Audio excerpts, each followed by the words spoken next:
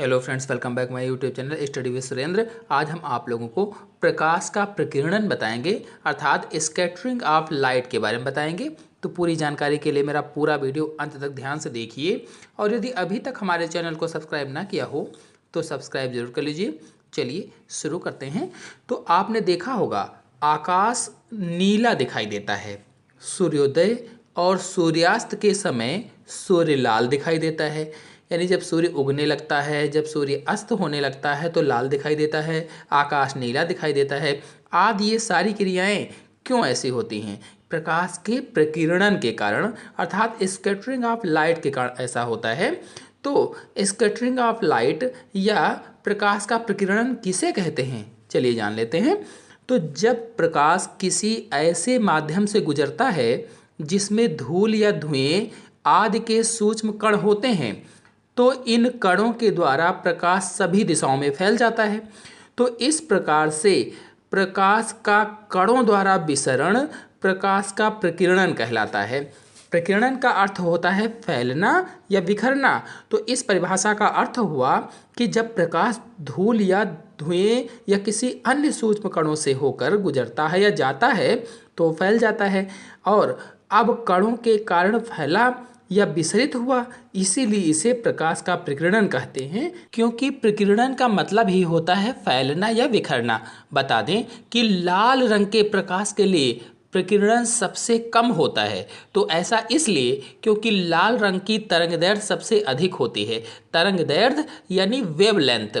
तो दो क्रमागत कणों की दूरी जो होती है, कणों के बीच की दूरी, उसे तरंगदैर्घ्य कहा जाता है। बैंगनी रंग के प्रकाश के लिए प्रकीर्णन सबसे अधिक होता है, यानी लाल रंग के प्रकाश के लिए प्रकीर्णन सबसे कम और बैंगनी रंग के प्रकाश के लिए प्रकीर्णन सबसे अधिक होता है।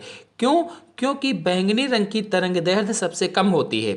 बता दें कि सभी रंगों के प्रकाश के लिए प्रकीर्णन समान नहीं होता है। जितने भी रंग होते हैं उन सब रंगों के प्रकाश के लिए प्रकीर्णन जो होता है वो समान नहीं होता है, जो स्कैटरिंग होती है वो समान नहीं होती है। प्रकाश का प्रकीर्णन घटते क्रम में दिखाया हुआ है। तो बैंगनी सबसे अधिक है, फिर नीला है, फिर हरा, पीला, नारंगी और लाल सबसे कम है। तो ये ज़्यादा से कम की तरफ दर्शाया हुआ है। चलिए अब दैनिक जीवन में प्रकाश के प्रकीर्णन की घटनाओं को समझ लेते हैं। तो पहली है पृथ्वी से आकाश का रंग नीला दिखाई देना। यानी पृथ्वी से आकाश का रंग नीला क्यों दिखाई देता है? तो पृथ्वी से आकाश का रंग हल्का नीला दिखाई देता है। हम सभी लोग जानते हैं कि प्रकाश अनेक रंगों से मिलकर बना होता है। जब सूर्य का प्रकाश वायुमंडल से होता हुआ पृथ्वी तक पहुंचता है तो वायुमंडल में धूल के कण भी होते हैं, वायु के अणु भी होते हैं। यानी धूल के कण और वायु के अणु दोनों वायुमंडल में उपस्थित होते हैं। अब इन्हीं धूल के कणों और वायु के अणुओं के कारण प्रकाश का प्रकीर्णन होता है।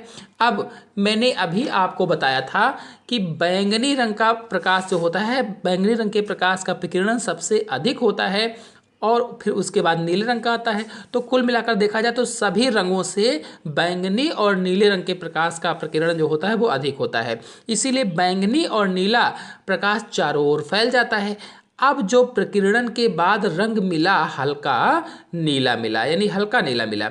अब यह नीला प्रकाश हमारी आंखों तक पहुंचता है, इसीलिए हमें हल्के नीले रंग का प्रकाश दिखाई देता है। फिर दूसरी परिघटना है सूर्योदय तथा सूर्यास्त के समय सूर्य का लाल दिखाई देना। तो सूर्योदय और सूर्यास्त के समय सूर्य से प्रकाश वायुमंडल में काफ़ी अधिक दूरी तय करके आंखों तक पहुंचता है। यानी जब सूर्यास्त होने लगता है या सूर्योदय होने लगता है तो हमारी आंखों तक जो दूरी होती है उसकी वो अधिक होती है, यानी काफ़ी दूरी होती है। क्योंकि सूर्यास्त और सूर्योदय के समय सूर्य और पृथ्वी के बीच की जो दूरी है ये अन्य समयों की अपेक्षा अधिक होती है, और वायुमंडल में उपस्थित धूल के कणों तथा वायु के अणुओं द्वारा सूर्य से आने वाले प्रकाश का प्रकीर्णन होता है। ये पहले ही मैंने आपको बताया, आप जानते ही हैं। तो हम जानते हैं कि नीले और बैंगनी रंग के प्रकाश का प्रकीर्णन अन्य रंगों की अपेक्षा अधिक होता है। नीला और बैंगनी रंग ये अन्य रंगों की अपेक्षा इनका प्रकीर्णन अधिक होता है। अतः सूर्य से आने वाले प्रकाश में ये रंग आँख तक पहुँचने से पहले ही आपतित होकर विचलित हो जाते हैं, यानी आपतित दिशा से विचलित हो जाते हैं और आँख तक नहीं पहुँचते हैं। जब आँख तक पहुँचेंगे नहीं तो आँख तक पहुँचने वाले जो शेष प्रकाश में रंग हैं, लाल रंग की तीव्रता अधिक होती है और लाल रंग हमें दिखाई देता है।